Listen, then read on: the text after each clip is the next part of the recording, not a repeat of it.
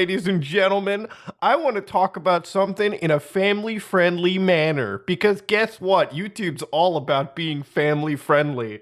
Now, there's an amazing app known as YouTube Kids. I wonder why we don't just relegate the family-friendly content to that. Ladies and gentlemen, if you've been following the last couple days, you know that YouTube has issued some new guidelines for the advertisements. And this could potentially hurt a lot of channels, old and new. Channels like Angry Video Game Nerd, channels like mine, all right? Channels like Nexpo, channels like, I don't know, I would assume even Townsend's at this point might be violating some family-friendly guidelines with how strict some of this policy really is. So let's get down to business, boys. What the fudge is actually going on over at YouTube? Let's cut the shiitake mushrooms and get right into the policy.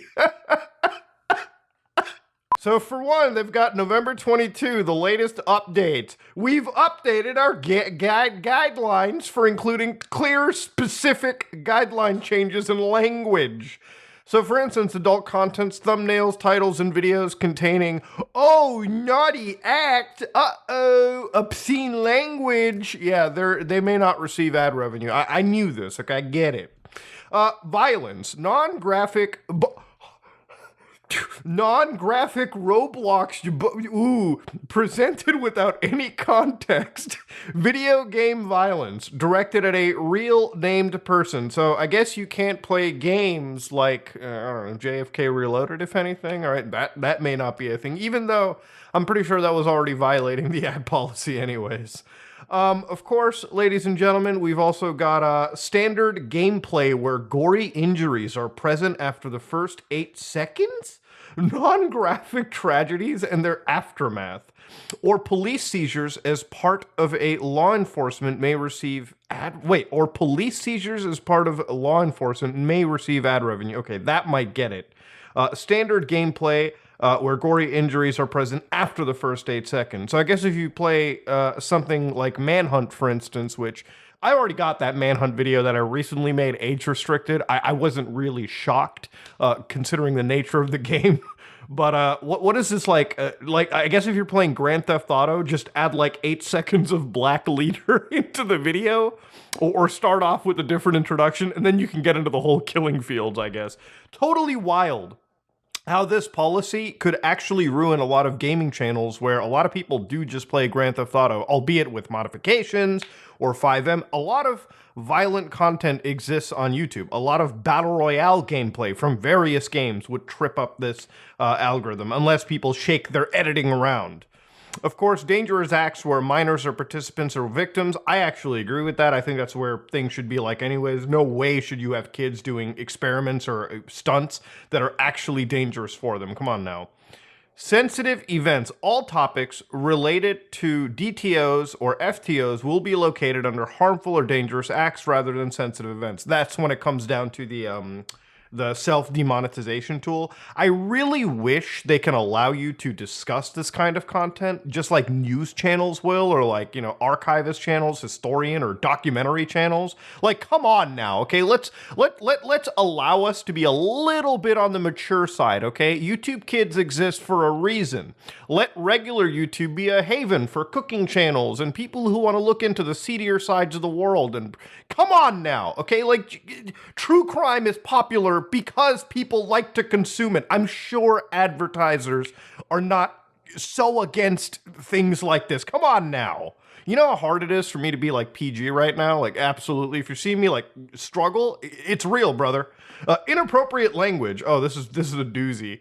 Our approach to profanity is changing. All varieties of profanity are now treated equally. Oh no, gosh darn it. Wait, is that profane?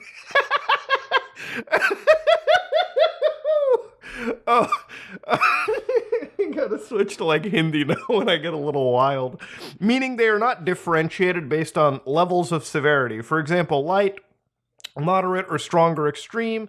We are not treating, beep and beep as profanity anymore. So, okay, I guess I guess those two, hell and damn, they're not profanity anymore. You can go damn, damn, damn, damn, damn. Okay? Hell yeah. Therefore, profanity used in the title, thumbnail, or in the first 7 seconds, or used consistently throughout the video may not receive ad revenue. Profanities used after the first 8 seconds may receive ad. What is this may? Just yes or no? Come on. Our position on not monetizing content with profanity throughout or compromising the majority of the video is not changing. Now, this is a little weird scenario. If you've been dealing with YouTube for the last year, I know I have dealt with some of this as well. If you say profanity throughout the video, especially like the F word, typically you'll notice that your video may get age restricted. I know a few of my videos have gotten age restricted because I said the F word too much. What F word? You'll never hear it because I've got to censor a little bit before YouTube completely kills certain videos and the entire algorithms. So I found out that this happens because you say it pretty rapidly. Now, I don't know how many amount of times you can say throughout the video. Maybe it's like, hey, if your video is an hour long, you get an F word budget of like 6. But if your video is like 2 minutes long, you better not say that word there. That's a bad word. It's wild looking at how many like times they make you wait like 8 seconds to do something wild. But this is kind of standard policy for anybody that's dealt with any ad. Like if you ever seen like YouTubers with like sponsors in their videos, sometimes sponsors literally will say, please, within the 30 seconds of the video, don't talk about something really insane and wild. Keep it after that. So I assume the same principles are falling into it. But again, when you look at like light, moderate, strong, or extreme profanity, how are you not creating a level of severity between them? I can pretty much agree that saying words like behind, you know, the human behind is a little bit different than, you know, the F word, okay, or the C word. But again, I don't know. I feel like this is really capitulating to advertisers so hard to the point where like people who make somewhat even adult, like even Scott the Woz, okay, who occasionally will say a bad naughty word in the video, may have to capitulate to this kind of a weird just capitulate to this absolutely abhorrently weird policy where, again, it's trying to dumb down and baby the content so much that it's just not fun. Like, to be honest with you, I would love to cover things from, like, you know, the Chans, you know, some wild, violent stories that have existed in internet lore. But the only reason I get really shaky covering it is this video going to get policy strike? Is this video going to get age restricted? Which, when you work for so long on a video and you research it and you put it together, you edit it up and you send it out, you want people to watch the videos. You don't want YouTube to look at the video and say, oh, that's a little too spicy for the algorithm, when it actually isn't. Like if you compare it to like Netflix or like other big services where people consume content, they watch even harder, more like violent stuff on their platforms. Even other video sharing sites. I feel like YouTube does not have to baby itself this hard. Recreational drug and drug-related content, so for instance, drug usage and consumptions like injections in gaming content may not receive ad revenue. Better not play BioShock. That's a whole functioning point of the game. Dealing or mention in gaming content may receive drug dealings or mentions of drugs in gaming content may receive ad revenue. What? You guys might be able to play GTA Chinatown Wars if you go into it. Jesus Christ. So what content will not be allowed in the dishonest behavior is pretending to be a retail core employee within the property owner's permission or violating their code of conduct. Yeah, I guess if you're actually breaking into somebody's like business and ruining it, yeah, I'm sure that would probably not want to be promoted. That I can expect. Using or encouraging the usage of hacking software in competitive esports. It's interesting how this point, I believe, should absolutely be thrown into the policy strike section. But then again, people who could be teaching about this kind of software or warning people, I wonder if that would be allowed to earn some money. Again, I'm kind of glad they've said just no ad revenue, because at least you may be able to cover this content without being completely struck down off the platform. I don't know. Like, it's so wild dealing with these policy changes. But yeah, ladies and gentlemen, wildest new policy stuff has come out, and If you're worried about your favorite creator babying the content down a little bit more, they might even have to, depending on how these things are implemented and how the age restriction system is even mentioned around. If you might be a little too profane in videos, or you might show something in gameplay that's a little too risque that, trust me, people have already seen.